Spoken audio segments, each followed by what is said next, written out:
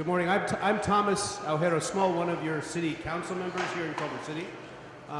As part of our Culver City speaker series, aligned with our general plan update that we're in full swing working on now, and with the Art Walk and Roll Festival that we're here for today, I'm so happy to get to introduce Dan Sturgis. I want to thank everybody who helped put this together, particularly our staff in advanced planning, and to the festival. I see the very retiring George Montgomery back there, who hides out but is largely responsible for a lot of the wonderful stuff that we see going on outside today, and all around. So I also want to recognize my colleagues here, our Mayor Megan Sally Wells, Council members Jordan Erickson and Alex Fish. And Megan, you're so good at this. Please remind me if I've missed any thank yous. I did say. Okay, I think we got everybody. But we are so fortunate to have Dan Sturgis here. We all know that mobility and traffic is a major concern here in Culver City and throughout Southern California, particularly here on the west side. And as many of you know, we are expecting up to 10,000 more jobs in our community over the next 3 years or so. So mobility is going to become more and more of an issue.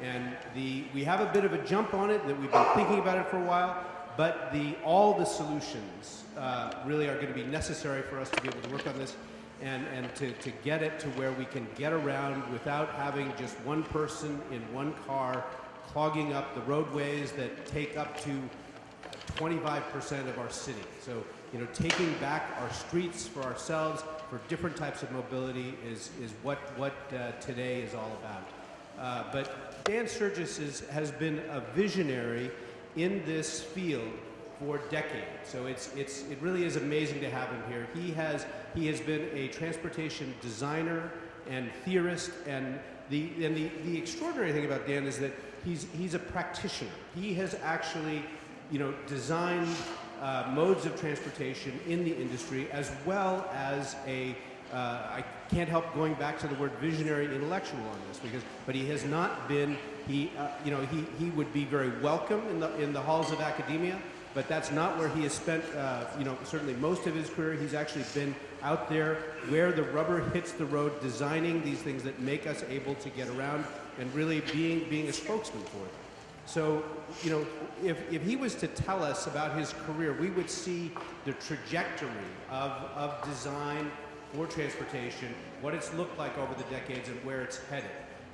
So if anybody can help us come up with these solutions that are beyond what we've considered before, it's Dan Sturgis. So Dan, welcome. So delighted to have you here.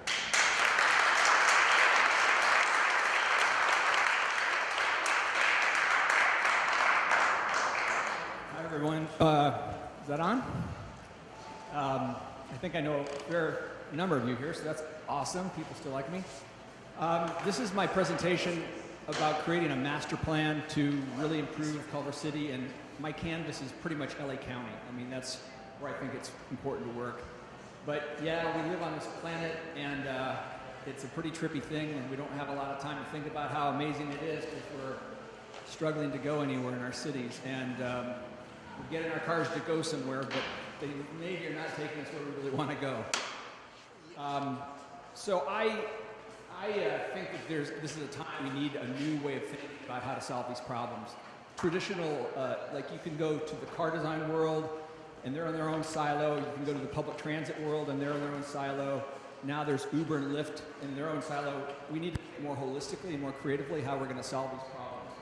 So LA2B is a name that the city tried out. It really never got much traction yet, but it's a fun name. My name is Dan Man, simple to remember. So I've got two systems here so I can know what's coming up before you see it.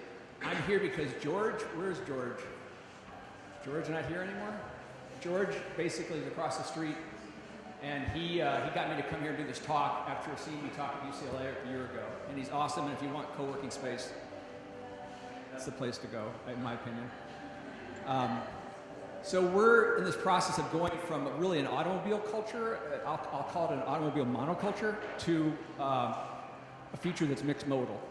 And this is going to take some work to get there, but this presentation will address that. I lived in LA off and on since 1983. I know how awesome so much of it is. You know, there's creativity everywhere, there's amazing destinations, there's the ocean, the beaches, there's this amazing weather. It's just this amazing thing, but I think transportation has got to be the one thing that I don't know anyone really loves of Los Angeles. And when you sit in traffic going 10 miles an hour, just remember we are the most advanced technically we've ever been as humans. And we're somehow struggling. So it's really not the technology that can solve this for us, it's really part of the psychology. And Los Angeles really is a form of restricted mobility now. Any of you live in Culver City, if I was in Santa Barbara Friday night at 4:30 and I called you and say, come on up to Santa Barbara for dinner, you would say, no, I can't do that because I have a restricted transportation system. And then we have our new spokesperson for the climate and the environment, and we as humans have been abusing the environment for so many years. And climate change is so important. But, you know, when we're talking about recycling our straws, look what's happening on the streets. And there's so much to deal with that. And here's my first quiz for the day.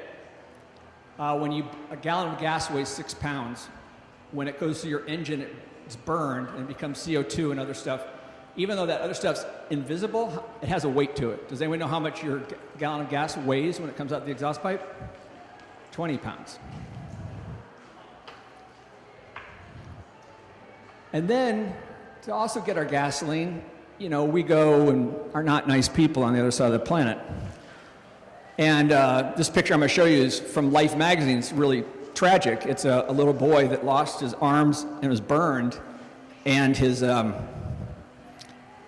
hasn't told him yet that his family's dead. What? Oh, I'm pushing the wrong button. Thank you. I'm getting emotional, but I'm looking at it, you're not looking at it. And I think now about 10 cents of every dollar is going to this guy in a country that's got an oppressive country. And more or less in LA, you're car locked. You're locked to your one car. That is what you got. And so we know that the AAA figure for a car is $8,500 a year if it's a newer car. People all say, oh, that's too much, that's not real. But it's everything of your car, including the depreciation. So for a house with 2 cars, it's $50 a day. So if the car dealer came to your house every night and wanted $50 for 2 cars, or your cars had when you put, you know, like dollar bills into the vending machine, if you had to put a $20 bill and a $5 bill to start your car every day, you would start realizing it's a pretty expensive way to get around. And then we also have in LA devoted about half the land to cars and transportation. That's an older picture, so it's not quite as bad, but as bad. And last year they said there's no solution to this. So this is the end of my presentation. I stop here. But they were talking to these people in these individual silos who haven't figured out how to work together more creatively yet, in my opinion. And the thing is we don't even have to leave the planet to imagine a better world. We can go over to Copenhagen, where 50% of the people bike. And to me, for people in LA, the most remarkable thing about that is they do it in the snow. But in Los Angeles, 2%. So with all this going on, the fact you have restricted mobility, you can't move well, it's hurting the environment, the carbon emissions, getting gasoline from bad places on the other side of the earth, to the cost of your pocketbook, and there's not many places to bike, I guess, to feel safe biking or something, but it's not working. I mean, really, this city needs a reboot of mobility. Now, the public transit here is good. I mean, these people work hard. When my career stalled out in 2010, I drove a bus for 6 months. I know what it's like to drive a bus. They work really hard to get the light rail and the buses and do all this stuff. And, you know, it's getting better because now you have a phone that'll take you across this crazy map, because nobody's going to give up their car for that map. But the problem with it is no matter how well they do their bus system here or light rail system, it's slow. And like when I lived in Culver City a few years ago, I took my bike to the train, to the other train, and biked in Long Beach, and the whole trip took me 2.5 hours one way. So if we're trying to get people out of cars, and we're trying to get people on the train, now I wouldn't want to propose any of the solutions I have without a good metro system, and the metro system should be better. But thinking that the metro system is the only alternative to the car is not going to get us there. So we have this new reality. We essentially live in a global city now. I can send a book in a PDF format to New York in 1 second. We have this whole new reality, and we have these new businesses that I'll call iTaxi. Uber, Lyft. To me, it's just a taxi. You use your phone as a mini computer connected to the internet.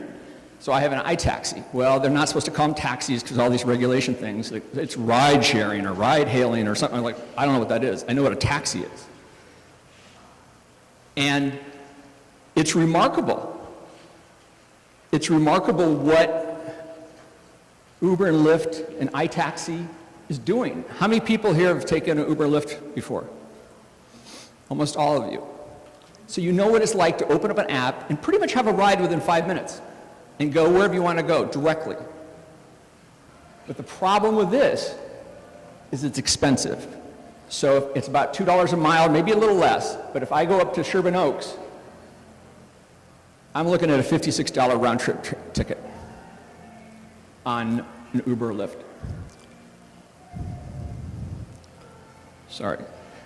But here we are at this time where we can, you can do car sharing where you walk up to the car, put in your PIN code, and start the car. We have the ability to change vehicles in less time it takes for you to see the light. You get to a red light, and how long? 2 minutes before it's green? In that amount of time, we can change a vehicle. And there's car sharing, bike sharing, and scooter sharing. And we can also now bring everything to us. I'd like to see the reality TV show if somebody decides to not leave their house for a year, they're just going to bring everything to them. So we kind of live in this world now where we have the car to go to these places and have the dentist 10 miles away, or we stay at home. And my talk's about something in between, a halfway, the neighborhood. Now, autonomous vehicles, Larry was at Volvo. I'm not going to talk that much about autonomous vehicles. They're amazing. They're coming, but they are not going to simply just magically solve our problems. If we're all driving cars that are too large, a self-driving car is not going to make that much better.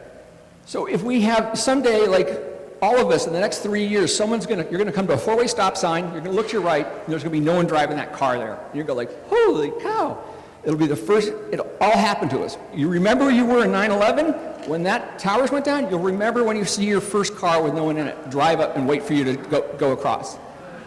And then at some point you'll see more of them, and then you'll ride in them, and you'll think they're amazing because these master computers are controlling the car. But at someday, people aren't going to give a crap about any of it. It's like an airplane. That's a small neighborhood traveling in an aluminum tube with wings at 550 miles an hour, 5 miles above the Earth's surface, and they're up there looking at their iPads, drinking orange juice, and snoozing, and nobody gives a crap that that's what they're able to do. We will move past the amazement of self-driving cars someday. So here's quiz 2. Can anyone figure out the words that are missing? Well, I'll answer it for you. A design tool. So the last paradigm of new transportation was the car. And when Henry Ford invented the Model T, the average American never went more than 25 miles from where they were popped out of mom's legs, where they were born. They never went more than 25 miles in their entire life. But with the car, we created the suburbs, where 60% of us now live. So the car became a design tool for reshaping the urban form. Quiz number 3. So everything mobility and transportation, trillions of dollars, all the car companies, public transit, everybody, connectivity, Facebook, Google, all that. What's the word above it? It's all about access. So here's LA County. If we look at your cars from the helicopter, they're all like rectangles, right? They're all kind of the same size. You got 6.5 million cars here. Rolling rectangles. And it's a monoculture. And the thing is when we have a car society that has these cars where you can get in out of your, like you have a house in Mar Vista and you open your garage, if we just thought about the pavement as waterways and your car was a little boat, you could take your little boat out the driveway and the boat down the street on the water, and you have 40 some odd million miles of little boatways across the country. You can take your car all the way to a driveway in Minnesota. It's fantastic. It's amazing. But it's a monoculture, and a lot of times people go like, well, what's the next monoculture? What's the way the future's going to be? But we really think it's going to be a lot of smaller solutions, not one big, one thing controlling everything. So don't look for another monoculture. The other part of it is when you're sitting on traffic, only 5% of the cars have to come off the freeway, and speeds will go up 50%. We don't have to move all of society to a non-car reality. You move 10% of the people into something that uses less space, 20%, you're going to start seeing the freeways here move like they did, 30 years ago. So here's the crux of it. I call it the guy sitting on the left and he's alone. I call it the left alone syndrome. So a commuter in LA is usually 1.1 people per car. So that's a 20% load factor. And one of my friends, I said, how do you make a video of this? He goes, just show someone going to the beach with 5 beach chairs, open up their 5 beach chairs like that, sit in one, the next person comes with 5 beach chairs, sits in one, and you just see the beach fill up with beach chairs. But if you run United Airlines, you're the CEO of United Airlines, how long can your airline fly at a 20% load factor? 1 week, and then you go out of business. So this is what we're doing. We're now in the internet age. We're in the age when you can get what you need, when you need it, right size it, don't get too much, get your insurance just for how you drive, customize it, don't have all this extra stuff when you don't need it. But look at the freeways here. Everyone's driving around with pretty much, and not everyone, some families need that big vehicle all the time. But a lot of people don't. And when you look at a car, it's 30,000 parts. So using that to go a mile to get a coffee, that's like going out and getting a shotgun because there's a roach in your house. It is total overkill. So my whole thing is about splitting now, moving from a monoculture of cars into 2 types of vehicles, 2 categories, one that's the size and one that's smaller, and it's a smaller thing that you drive something bigger or something smaller, or you ride in something bigger or you ride in something smaller. And this is my fantastic video that I found on the internet of cell splitting. So I'm trying to take the automobile monoculture and split it into 2 different size vehicles. Not in your average transportation movie. So the vehicles you have now, mostly, I call them fast, heavy vehicles. Cars, SUVs, minivans, pickup trucks, the delivery trucks, even the buses are there, and the light rail trains. Anything that basically can go up to 70, 80 miles an hour, it's a fast, heavy vehicle. The new category is the light, low-speed mode. And that is something that is a pedal bicycle, and we want more pedal bicycles more than anything. And then other kinds of smaller electric vehicles, and then also a new type of local shuttle. But this is the key to what I'm going to talk about today is light, low-speed modes, fast, heavy vehicle, 2 categories. And how can you redesign Los Angeles with 2 categories of vehicles and not 1? So basically, if I use a tier system, the local vehicles are tier 1, the cars we have are tier 2, and that 500 miles an hour airplane is tier 3. And then if Elon Musk is here, Elon, are you here? He would say, Dan, I think you forgot one. It's like, oh yeah, Elon, 4 to go to Mars. But what we've been doing in LA and a lot of places is we're basically trying to get people on bikes. And bikes take effort. And that's partly why they're great, because you work out. But getting people out of cars for bikes is a huge step. People don't all want to get on a bike to go around and get a jug of milk, some milk a mile away. So I'm all about easy transportation that's smaller, because when it's easy and fun, I think someone might leave their car behind for a smaller, easy vehicle.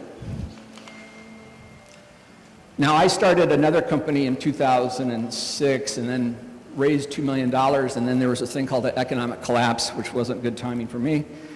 But we were doing the small, easy vehicles, and nobody basically would listen to me.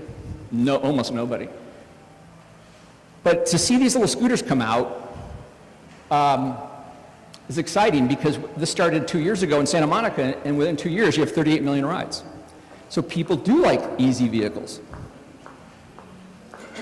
So here's the low speed modes. Bikes are best, and we want them more than anything. But there's all kinds of little vehicles that fit in the LLM category.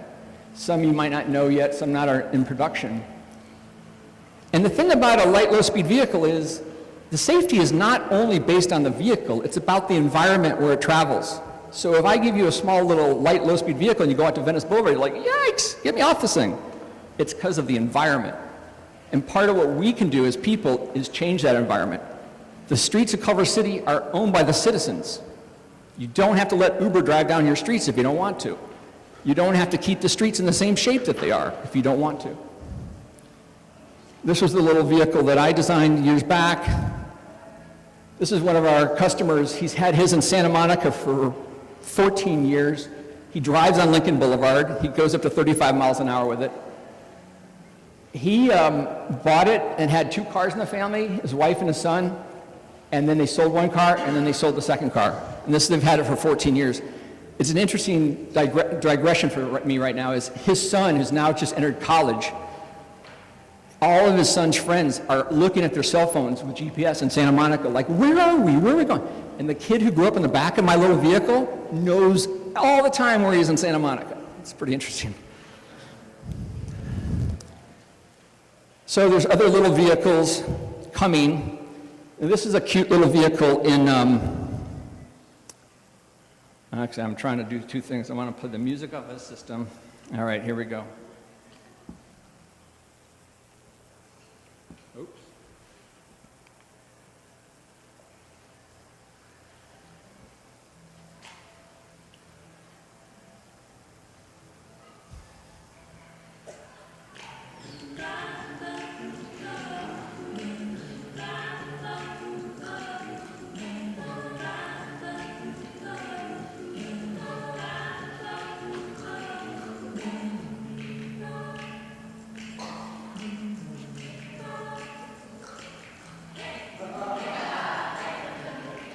Now, because the Europeans, they've developed a system where the battery comes out because there's not charging on the street, and they take their battery up to their homes, which is interesting.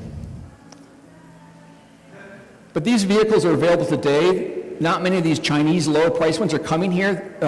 There's about 2 million low-speed vehicles made in China now every year, but the Chinese don't see a market here because we're CLA with 2% bikes, and where do I drive them? But there are vehicles that are very inexpensive, and you know, someday you might go to the Honda dealer and say, well, I might take this Civic, or let me have 10 of those.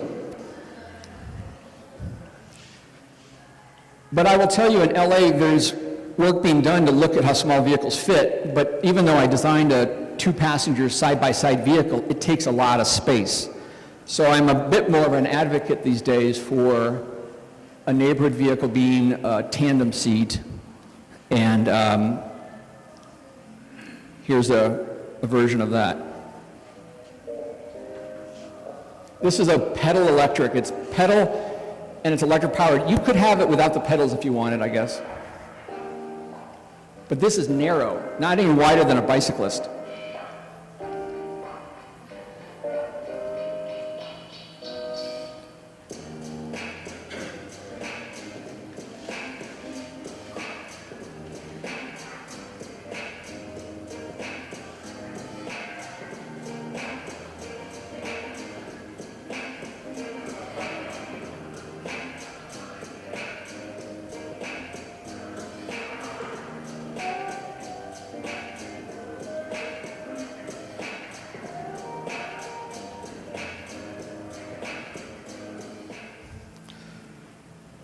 Okay, now here's quiz number 4. Which famous transportation person said this?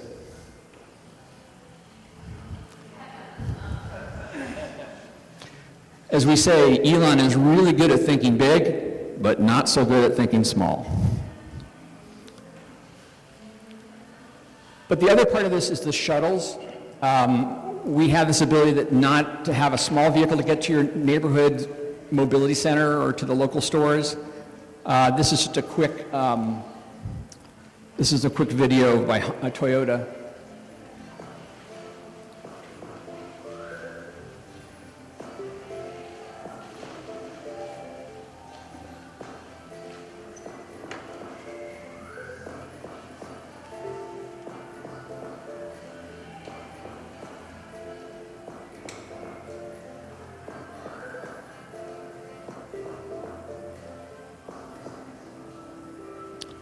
It's crawling with the internet.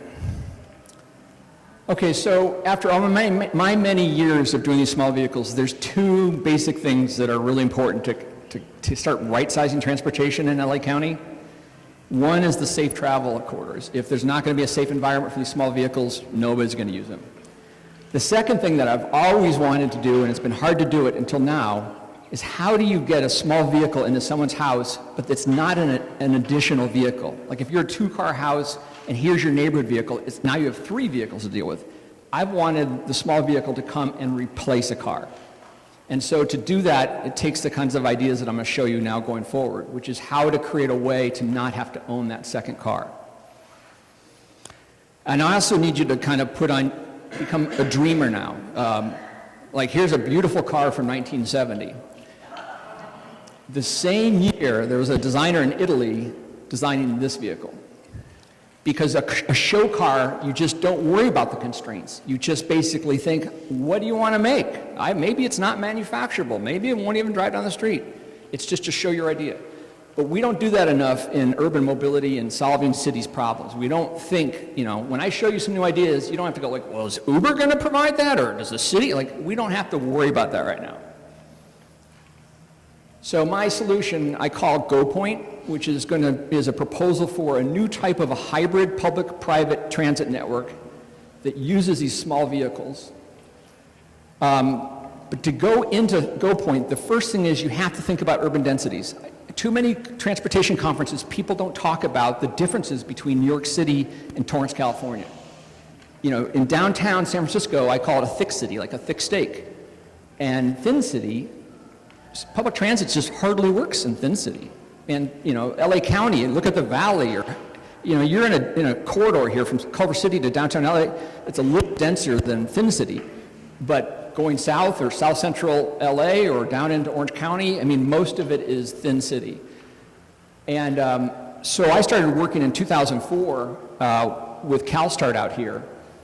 And I showed up to do, it was called the Clean Mobility Project, and I said, let's call it first mile, we'll do first and last mile, and this was in 2004, because I saw the need for these little vehicles to help people get to transit. And the thing is, if I live in Pasadena and I need a little electric bike to get to transit, and it's going to take me to Torrance someday, I might need the electric bike in Torrance to go the last mile. You need a network. Now, to make Uber and Lyft cheaper, it's kind of using the hub and spoke model. The cheapest way you can travel on Uber is Uber Pool, is if you walk to the meet point. What is it that they have not done yet? They have not said, what about not walking? What if we use small vehicles to get to the place where you meet that ride? And instead of a car, maybe we have a van. And instead of going one way to Sherman Oaks for $28, it's now $3. You have 10 people in it. And so here's my quick video of that. Here's a van showing up, but this could be the light rail train. This could be a regular Uber driver connecting that transportation across LA with that first and last mile. I mean, it's almost worth watching that again. I mean, they're only proposing walking right now, but small vehicles can get you to a type of a transit where you're riding with what I'll call a group mobility vehicle. So what I'm talking about is LA not creating 10 mobility hubs. I'm talking about LA County creating probably close to 300 mobility hubs. And they will ultimately get integrated with LA Metro and the train system, but they can also be an Uber Lyft type van that's not going to take you, like when I get on a bus, it stops every block and someone gets in and puts cash in it. This van would take you from your neighborhood. If I'm going to Torrance, it'd take you straight down to Torrance with 8 other people, because it's like a new evolution of the Uber Lyft model. And I should have an airport here, because this is how we travel today. We drive a car, a tier 2 vehicle, to an airport, which is a mobility hub, and we get in a tier 3 vehicle, 500 miles an hour to Chicago. We come down and we get in a tier 2 vehicle. And I'm just shrinking the whole thing down with tier 1 and tier 2. But let's keep designing. I don't want to get in a van like Super Shuttle. Why don't we start having public transit that has your own personal space, like a pod you sit in? Why don't we have transit that gives you privacy where you can make phone calls? People love their cars to listen to their music and have their privacy. So we can basically start imagining transit in a new way. I mean, what I'm about to show you may look a little too far, but remember, 10 years from now, we're not all going to be looking at our phones. There's a whole new paradigm of spatial computing and the new interface coming, and whether we have goggles on or glasses or whatever it's going to be, we're going into a new dimension, and that can be a part of that. So, but you can start with vans just with 8 seats in them.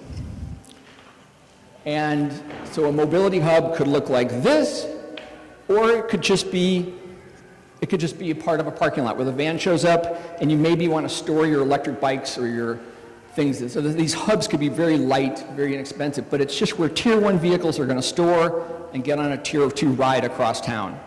And maybe Lyft will make a limo, a limo. But the basic idea is basically a precept. So you could use lots of different ways to go locally and lots of different ways to go from hub to hub. It could be a monorail, it could be a light rail, it could be a van, it could be a car, it could be Elon's tunnels. I'd rather put small vehicles in Elon's tunnels than big vehicles. So here's a picture of the whole trip. Electric bikes converging on a van taking them right to the exact area of town they want to go.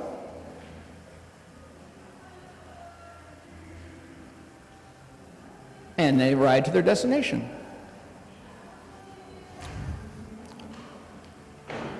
They're doing this in Europe with bikes and trains, and the bigger thing is the coverage of the bike, and it's very successful now. So what I'm going to show you is a sketch of LA with lots of hubs. Now, the locations would be different, of course, and maybe the scales differently, but like thin city, maybe the valley's a very thin city. You know, to me, it's like blood. You know, we had urban sprawl from the car, and it's like blood. Now, we want to clot the blood. We want to turn these into not 2% bike neighborhoods. We want to turn these into 25% bike neighborhoods, 25. We want more people to shop in these towns. We want to create LA into a place of amazing network of village kinds of neighborhoods. Okay, so to get this started, I can't probably have bike sharing at every little one of those circles you just saw. So let's think about vehicles on vehicles, car ferries, bikes on shuttles, buses. So maybe a way to start is carry your electric bike on the back of the van, so you don't have to have the shared service waiting for you. But we can do all kinds of things. It's just a matter of envisioning it. So this is a crude video, but it just shows you an ugly strip mall and how it would transform from this first Go Point station.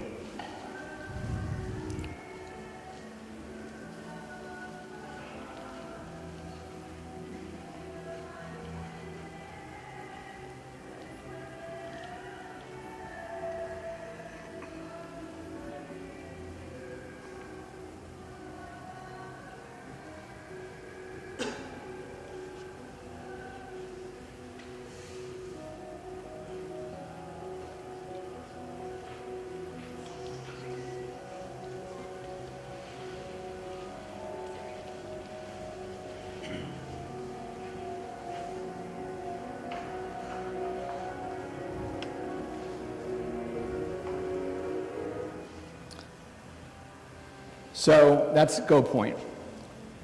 So the idea here is you could take a 5-minute break before the second half, or you want me to just keep going? Huh? Break? All right, 5-minute break. The last part. And again, thanks for everybody for coming. It's good to be able to present these ideas here. And it's exciting because what I'm talking about, a lot of this is the city streets are your streets, and you have to necessarily let Uber drive down them or whatever. And a lot of the process to kind of fix it is for us, the public, the citizens, to get control of the streets. Get control of yourself. Get control of the streets. And you'll get to walk out of here after my talk onto a street that doesn't have cars today, which I think is a nice compliment to what I'm trying to say. So, one of the things in this thinking of zones for vehicles, this was done by MIT in 2008, and the yellow circles at the edge are where the fast, heavy vehicles park, and you get into a small vehicle going into the city. So this has been thought about for some years. I also think about like people like in that San Francisco, or maybe this is in downtown LA, somebody drives their car. You know, in a fixed city, the first and last mile is in an elevator. And, but if we use the same thinking and we have our car drive up to a building on its side, and when you get out of your car, you get into a different vehicle. So this is intermodal, this is multimodal, but basically the little vehicle can drive you into the community. So we could basically be redesign. I mean, I'm not talking about Santa Monica banning the fast, heavy vehicles from Santa Monica. Maybe in 20 years someone does that. But you could be building new communities where the cars stop, and you have lots of walking and biking, but you get into a different mode of travel inside the community. Sorry, I'm just catching up on my other screen. So here's a vehicle. Oops, sorry. This is a joint venture between Segway and General Motors 10 years ago for a little car, a vehicle. Now this could easily be automated or self-driving or autonomous.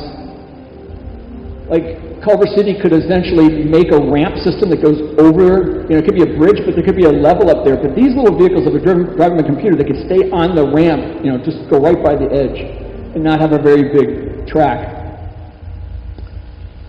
And then this next one is a Toyota vehicle from 10 years ago.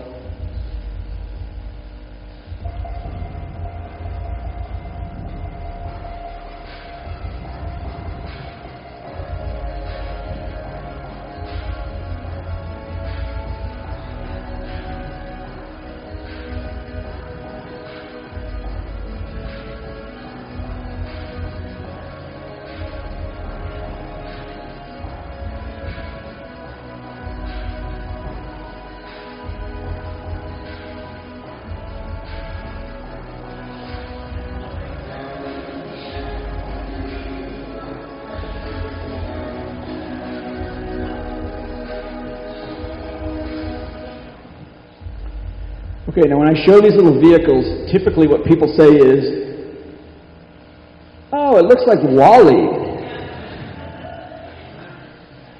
And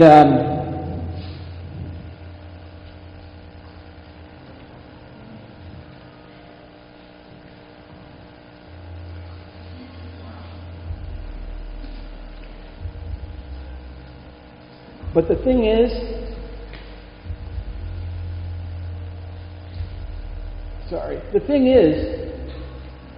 that first picture I showed you of that car in LA freeway with only one seat filled, we already driving like Wally. We already have the big screen in our Tesla Model 3, and we have our big gulps, but we have 3, 4 seats in this huge piece of land. This is a much, much more efficient way to go than what we're doing today. And the other thing is, the Wally system is doing what I talk about with that e-bike going onto that van. Here is like this little vehicle that's automated, and it's going to take you to the station, and it's going to become a part of the train.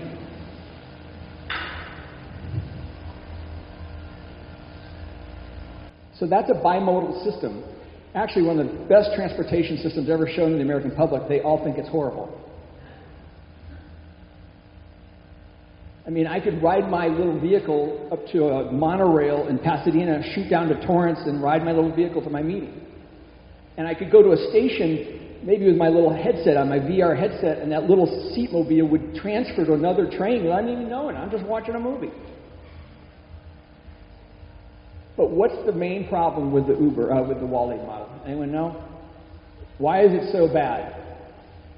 It's bad because there's no place to walk or bike. You're trapped on that motorized vehicle. But, you know, a lot of people say, I've shown my concepts of these little vehicles, like a seatmobile, and the seatmobile could drive into the train, and the seatmobile had a little track home, and the seatmobile could hang out in the neighborhood. This is where I want to see 90-year-old people. I don't want them in the, you know, senior center just getting ready to die. I'd like to have all kinds of people out in our communities, and these kinds of vehicles could do that.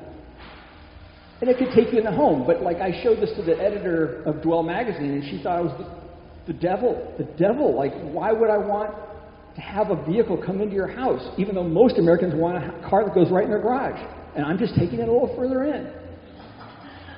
And she's like, well, we have to walk and bike and get exercise. So we make these car-free communities, and you park your car and you walk your groceries a half mile. It's great for you.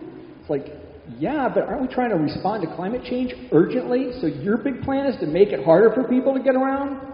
And I think if you get people out of these big cars in a big easy vehicle to a little easy vehicle, when you get a bunch of people in little easy vehicles, you end up with all this space for walking and biking.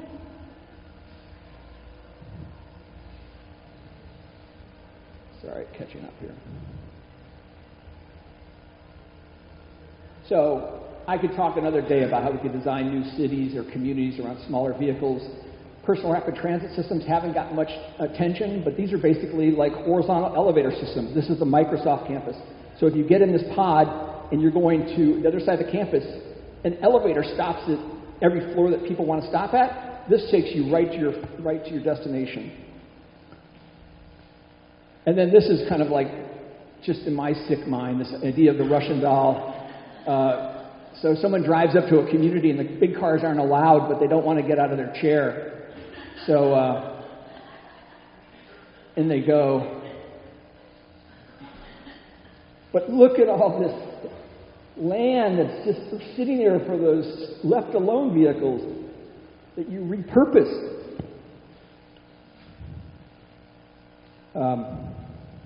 Sorry. So I also did a quick project a few years ago for Seoul, Korea, and we called it Double Street. So we said, what if we could design the vehicles, because they have a subway system, but it's running at 300% capacity. I mean, it's like people are packed down there. So we had these wide streets. So we said, if all the cars in central Seoul were not the cars we know, and there was no big trucks, we would make these pod-like transporters, but they'd be low. We would dig the ground down 3 feet, and then put this whole biking and walking on top of it. So instead of like if you're down in the L or something in Chicago, it's like way up here for trucks. This is low, and it's a whole platform. You just create all this walking and biking on a separate lane, and those autonomous vehicles could be going 100 miles to the center of town, and nobody would know because they're totally sealed off.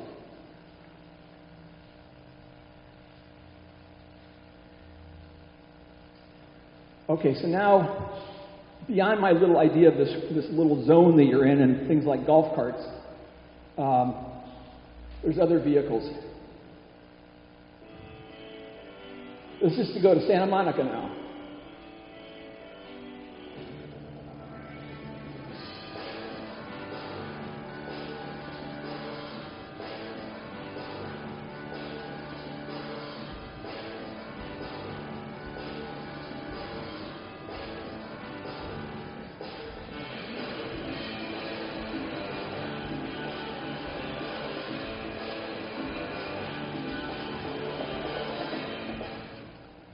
And then this is the next one. This vehicle, oops. This vehicle is the Renault Twizy. This is in production. It has a top speed of 49 miles an hour. It has an airbag.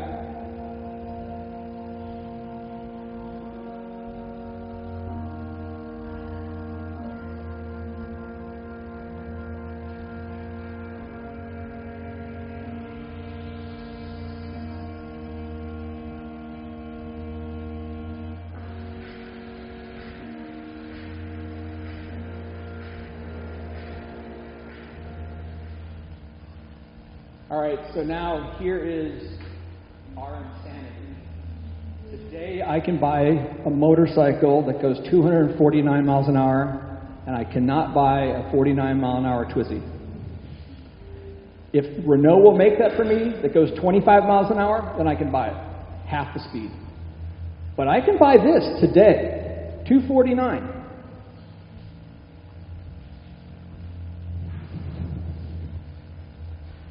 The other approach is to do what we call a narrow car, where you have tandem seat, but it's for a freeway vehicle. So Nissan made a concept like this. That's your control panel. You have a passenger behind you. This can split the freeway lanes on LA. So one lane going from here to Torrance, I keep talking about Torrance, but going on one lane down the 405, you can make it into 2 lanes for this type of vehicle. So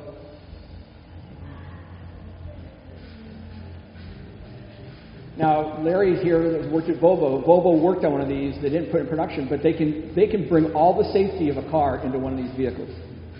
And with modern, like telematics and stuff, the fact you'll get hit or hit somebody is going to diminish as we go forward. But in a crash, you can be safe in a narrow vehicle.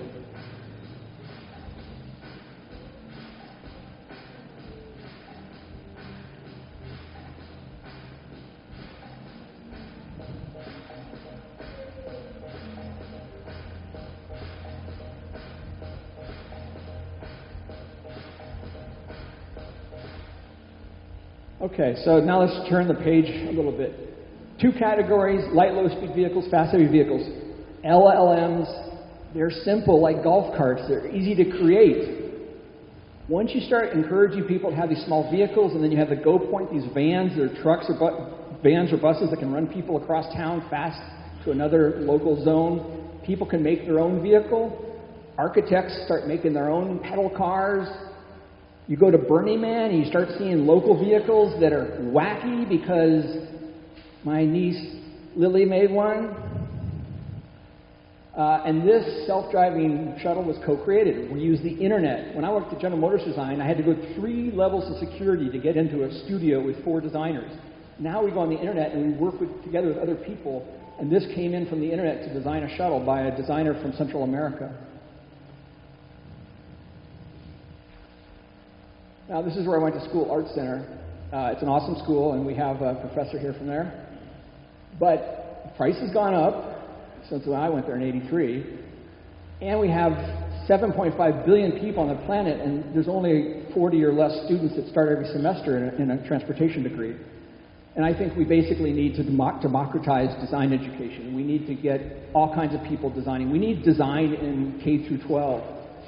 I'd like to see young people work with professional designers. So this girl in a workshop comes up with an idea of a double-decker train. She takes her double-decker train to a professional designer, and then she sees her idea of a double-decker train.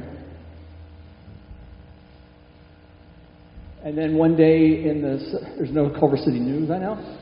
The local high school students make their first vehicle. And then we're in this time of 3D printing, and this is like one of the first electric ovens. And I say to people, it's like, if 3D printing is like the first oven, my question is, how are people going to learn how to cook? How are they going to learn how to use 3D printing? They have to have some design skills. So maybe we'll 3D print some old-looking little vehicles for around town. So, how to get started in all of this? I think there needs to be more like a transportation and mobility lab, smart mobility, but it's also about access. So it's SAM. For Go Point, you got to change your thinking. It don't have to, but it would be nice if it becomes Culver City, it becomes Culver Island. Like I live on this little island. It's a make-believe island. But I use my little vehicle to get around the island. I do yoga on the island. I have friends. I try to work on the island. And then if I need to go to the Sherman Oaks Island, then I go up there. How do you get started with all of the circles I drew over? You start with, how did we get fax machines in the world? You couldn't make the first fax machine. You had to make two.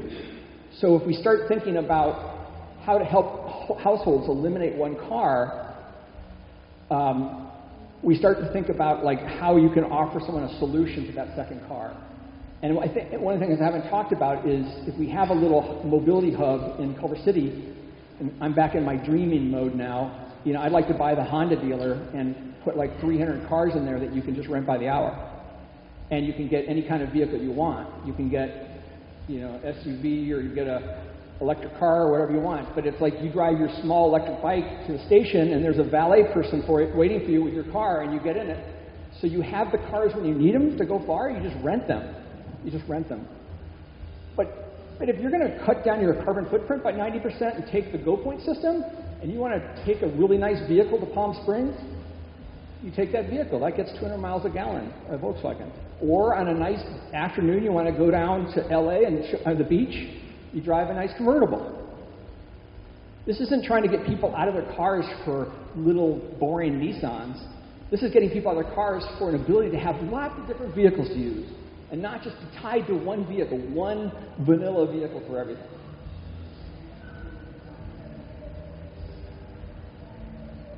So this is a hard graphic to look at, but basically the idea is you have your van. I have friends here from Ventura, like someone's up there, they get in a van, they get a little vehicle, so they go to Lyft and they pay for a mobility bundle. Maybe it's $200 a month. It's their little vehicle, it's all the rides they need to work and to other communities, and then they have their far cars to go far, their car sharing. And if they're going to use that excessively, the price will go up. And we also know where people are traveling to. We can actually figure out where to put these hubs because we have the data. You don't know this, but your phones are being tracked. They don't know who you are, but we can see where everybody's going. So in Culver City, you have a hub, and then you maybe have some people working down by the airport, and that becomes one hub for people leaving. And then, next to the new Apple building, you're encouraging the Apple employees that are coming from this area of town to basically come without their car and to have their small vehicle, go get on the van, have a small vehicle to get around for lunch in Culver City. And you just start like that. There's just two here for them, two here for them, two here from them, and it builds.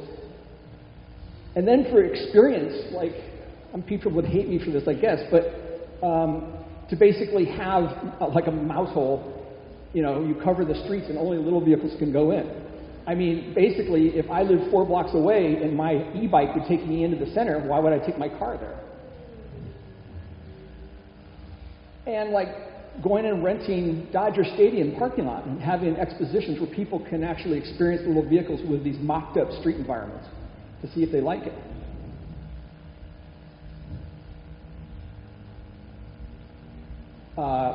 And then it comes into transportation planning. I've never actually seen a road with 2 speeds, but I don't think it's impossible. And so here's an intersection. So one of the biggest problems, these little vehicles, whatever they are, they can drive on your neighborhood streets. They can go up. It's the arterials where it's a hard time. So like if this is Venice Boulevard, they can actually go on a bike lane down here. Their big problem is, how can I turn left? You don't want them coming across high-speed traffic. So my concept there is to have the cars stop further back, and the little cars can come, turn, and do a U-turn and get ready to go back to the direction they want to go. I'd also, in the mobility lab, have a session in Avalon where you have a golf carts and you get to experience what it's like. Now, the only problem with Avalon is they're all gasoline carts. They smell and they're loud. I think LA County should subsidize them all to switch to electric carts. But to actually see people driving to the bank with their families on these carts, it's really wonderful. And then, you don't know this probably, but 60 miles from you in Ontario is the only community in the United States where they're detached homes with no cars can't park there. So you get to experience these little streets. They're kind of ugly mobile homes, but you get to experience these streets without cars. I'd work with the neighborhood councils. You got 50 some odd neighborhood councils in LA County. If those people aren't educated on the options, then it's going to be a harder thing to do. Okay, so this is the last bit. This is the last bit of the fireworks. So I'm just going to quickly show you my work developing my vehicle. Started the company Trans2. I wanted like an enclosed motor scooter, 1988. I made this platform vehicle in 89. My first functional vehicle was 92, fold-up vehicle. 1992, a vehicle for people with mobility impairments. Then we went to a non-folding because of a variety of reasons. That's me on our first mule, 1993. Clay model. First production vehicle, well, that was a production intent vehicle, 93. Palm Springs, production intent. Focus groups with the folks in Sun City.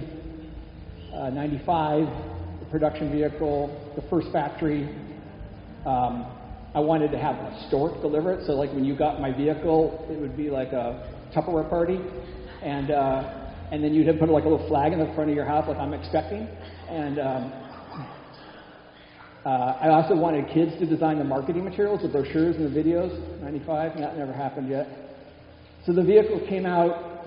We went out of business after 700 made, and then Chrysler ended up owning it. And I went into a room and there were 6,000 of my vehicles getting ready to go to California. That was a pretty interesting moment to see that. The vehicle's still in production 24 years later, offered in 3 different models. You're in Hollywood here. I mean, you hear a lot of people writing songs about a better world. You know, I had an idea. We used to sing about a better world. Now we can just make it. It was because the digital technology allowed me to have computer-aided design to actually make my vehicle cheaply.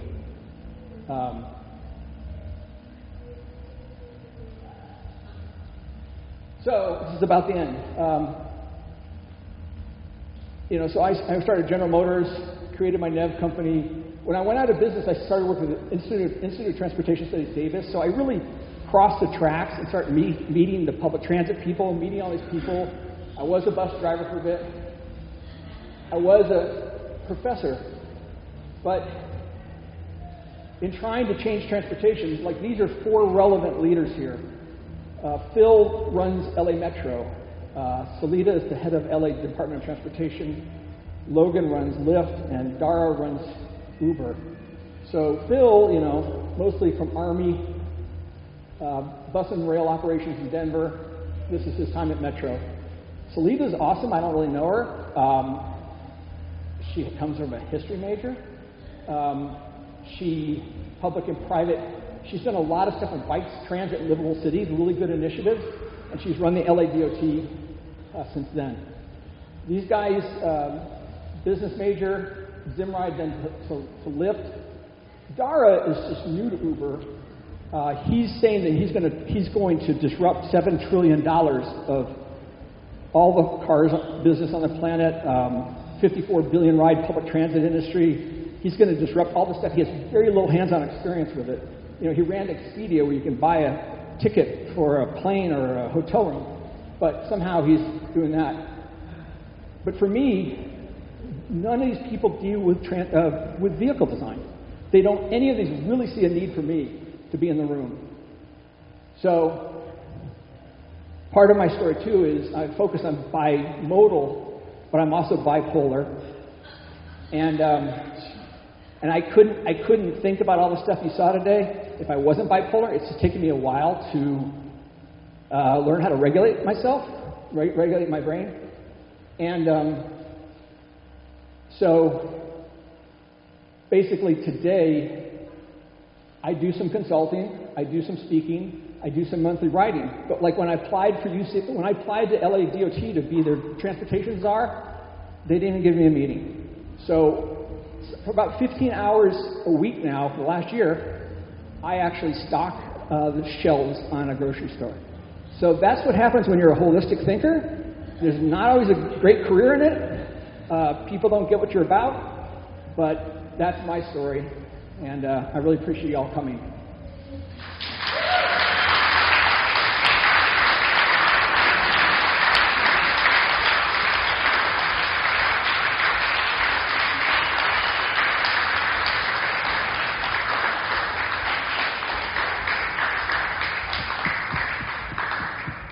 Thank you so